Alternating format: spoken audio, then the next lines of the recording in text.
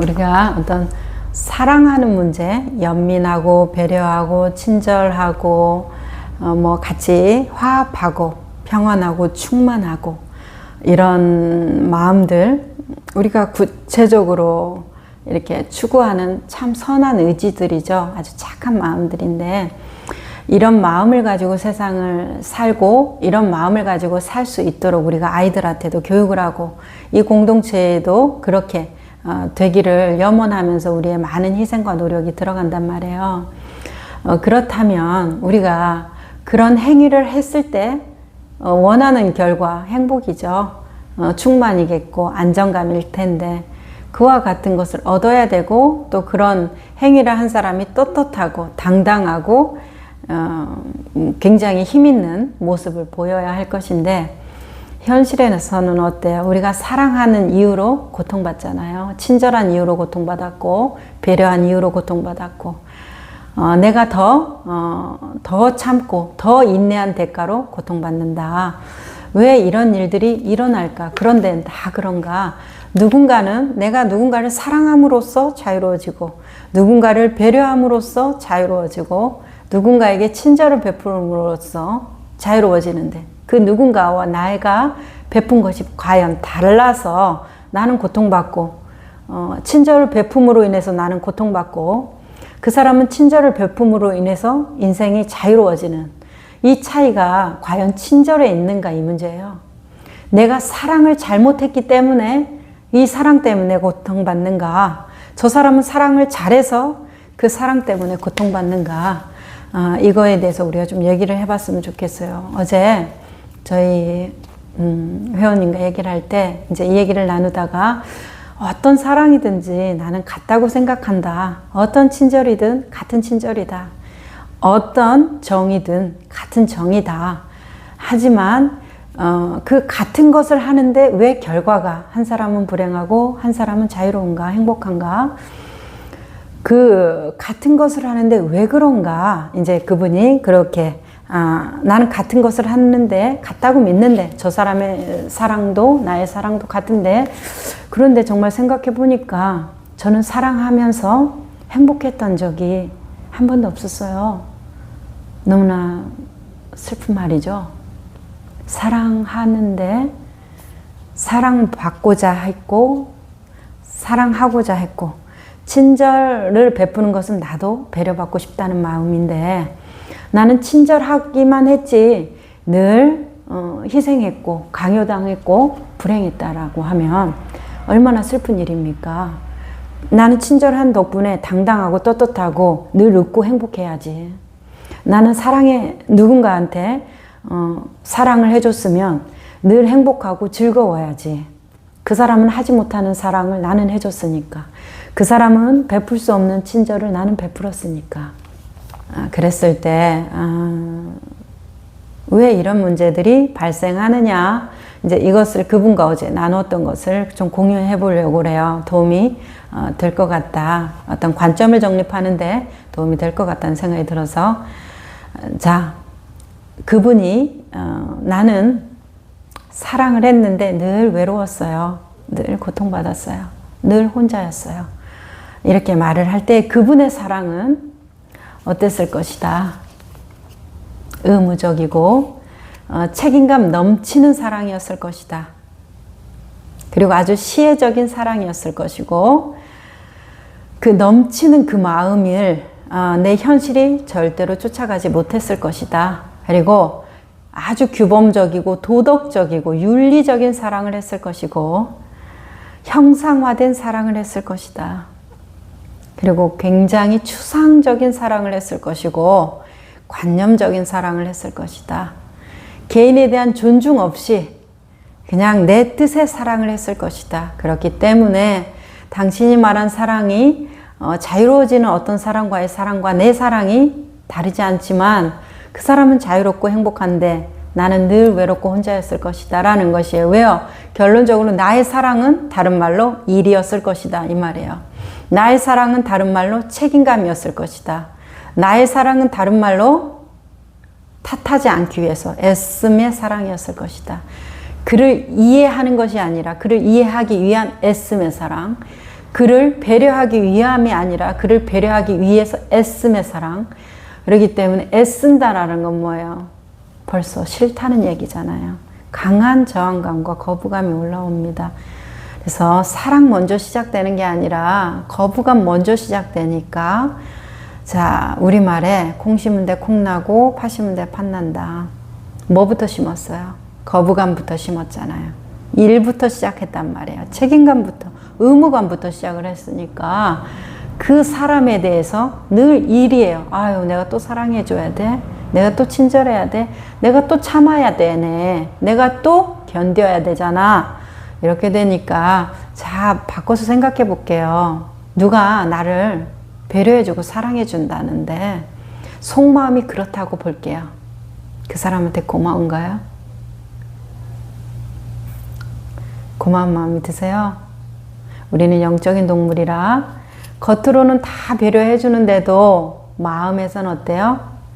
그렇게 썩 고맙지는 않아요. 그러니까 뭐예요? 이용하려 하는 거예요. 그 사람의 친절을 이용하려 그래요.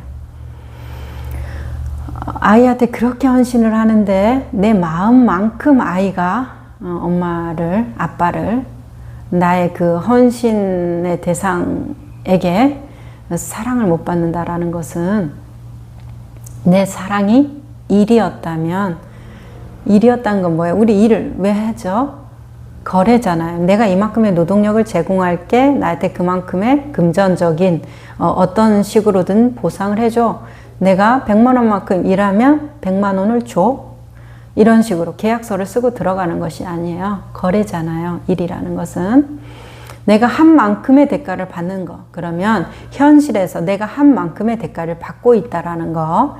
왜냐하면 나는 일로 하고 있으니까, 거래로 하고 있으니까. 그러면 그 거래한 만큼에 만족하면 좋은데 거래한 만큼 이상을 바라니까 외롭고 나는 늘 쓸쓸했고 나는 언제나 혼자였어요. 내 일생의 일이 사랑하는 일이었는데 부모를 사랑했고 친구를 사랑했고 내 연인을 사랑했고 아이를 사랑했고 내 친구를 사랑했고 이랬는데 일생이 사랑이었는데 난 일생이 외로웠고 혼자였고 늘 쓸쓸했고 슬펐다. 자, 그러면 안타까운 말이죠. 죄송한 말인데 일생이 그 사랑이라는 이름으로 일을 하셨군요. 노동의 대가가 부족하셨군요.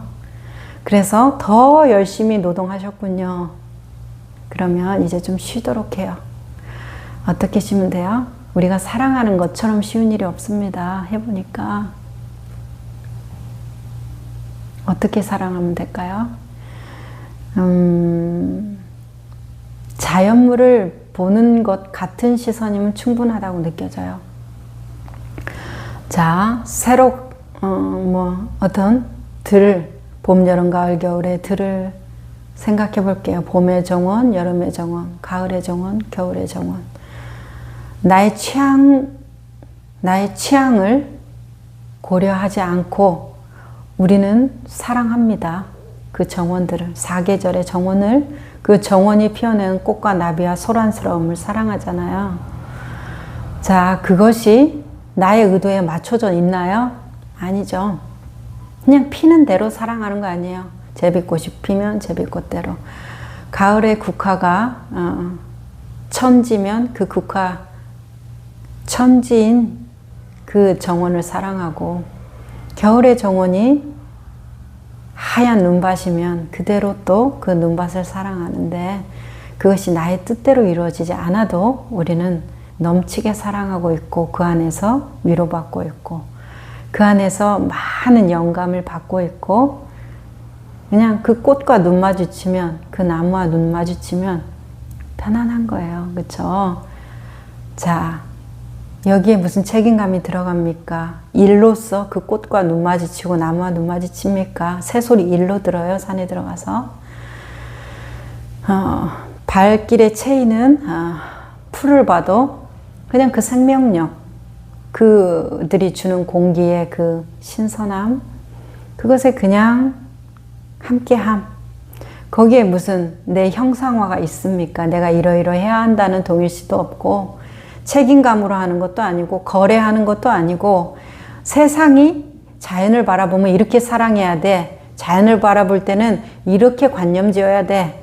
꽃을 바라볼 땐 이런 시선으로 예쁘다고 느껴야 돼. 이런 시선으로 감탄해야 돼. 세상이 알려준 관념과 논리가 전혀 들어가지 않잖아요. 그냥 그것이야. 근데 너무나 나는 편안하다. 너랑 함께 있는 것이 아주 즐거워. 너도 나한테 바라는 게 없지만 나도 너한테 바라는 게 없어. 왜냐하면 나는 너를 책임감으로 보고 있지 않고 너를 일로 보고 있지 않고 너와 거래하지 않고 사랑을 거래하지 않는단 말이에요. 그리고 너와 어떤 너무나 규범적이고 윤리적인 사랑을 하고 있는 게 아니에요. 규범적이다 윤리적이다 뭐예요? 이 세상이 알려주는 사랑의 가치를 내가 실현하는 어떤 존재가 된다는 게 아니에요. 그냥 꽃을 그냥 보면서 좋은 거잖아요. 무슨 가치를 실현해요? 어떤 가치도 실현하지 않지만 온전한 가치, 완전한 가치를 실현하고 있다. 그 순간에는. 그러니까 그런 오류, 그러면 추상화되어 있지 않잖아요. 꽃을 보면서 기쁘다. 나의 행복이 어딨니? 꽃을 보면서 기뻐. 완전히 드러나 있잖아요. 나의 기쁨과 행복이. 그런데 교육화되어 있고 의무화된 이 사랑, 규범화되어 있고 윤리적인 이 사랑은 굉장히 추상화되어 있다는 거예요.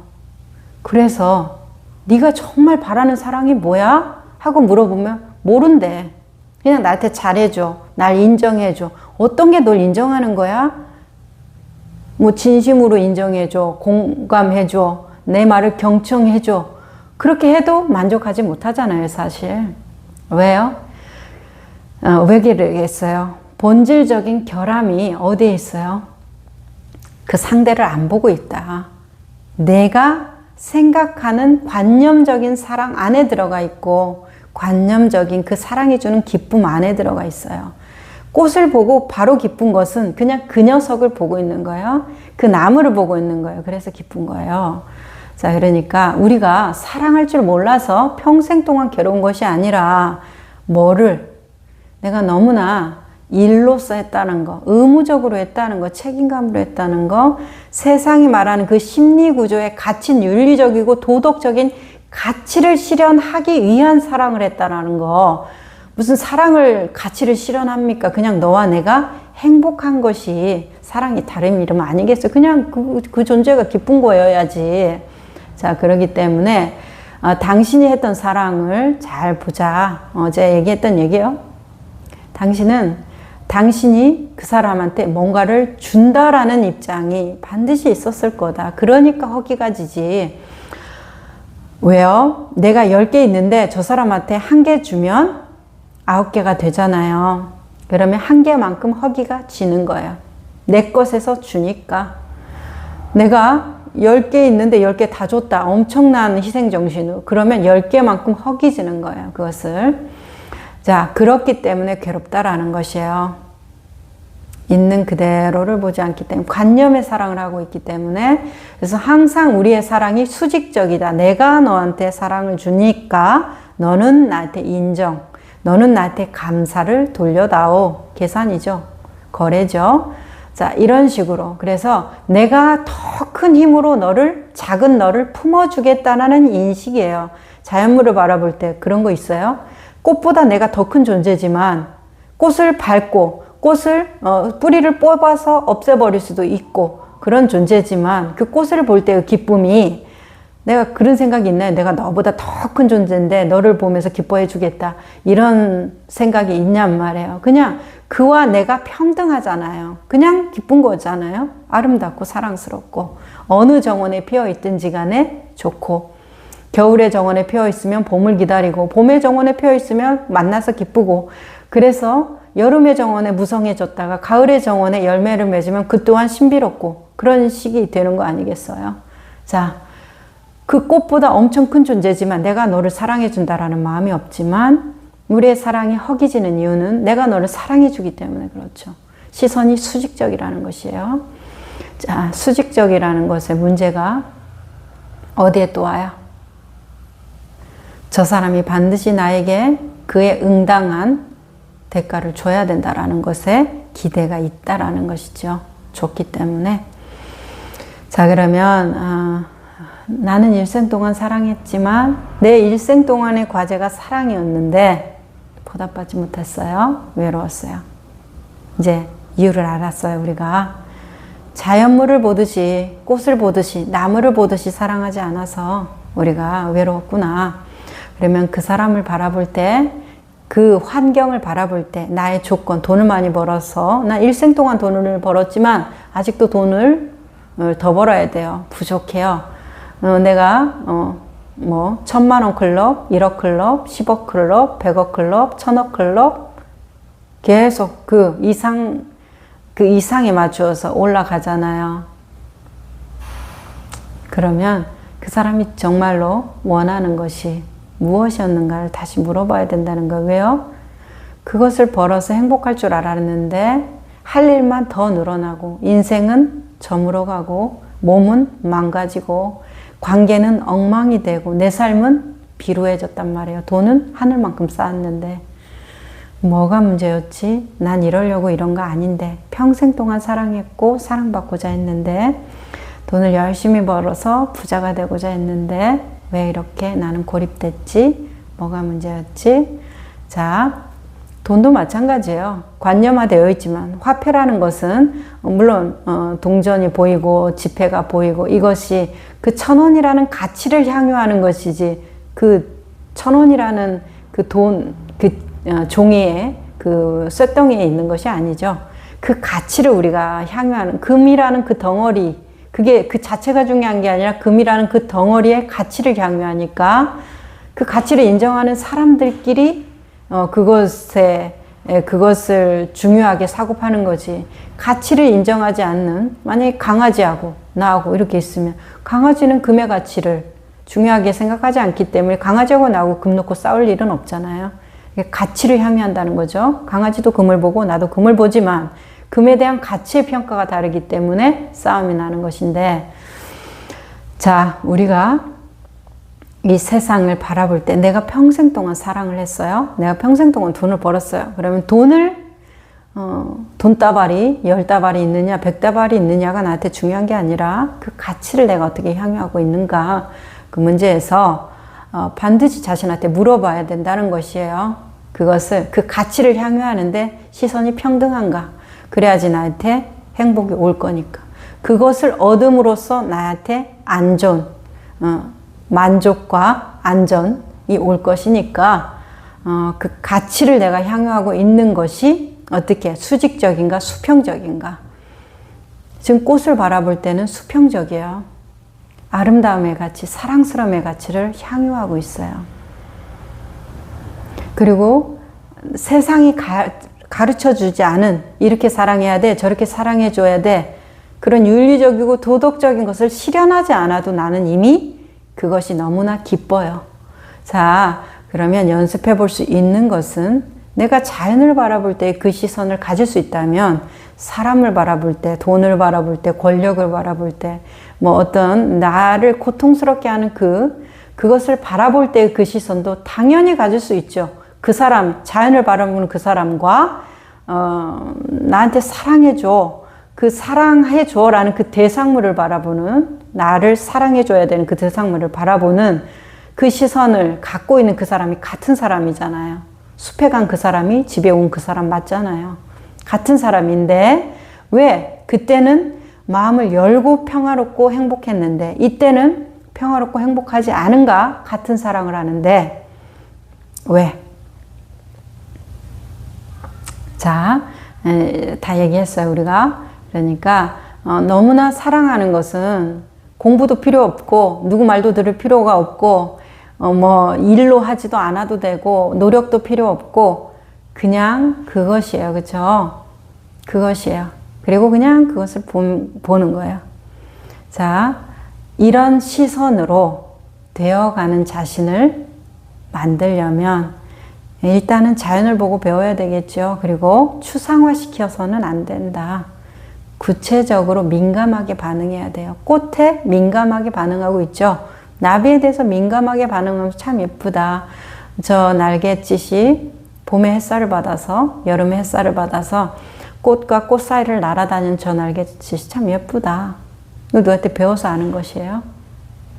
강아지가 누구한테 배워서 나비 쫓아다니고 눈 쫓아다니고 그럽니까?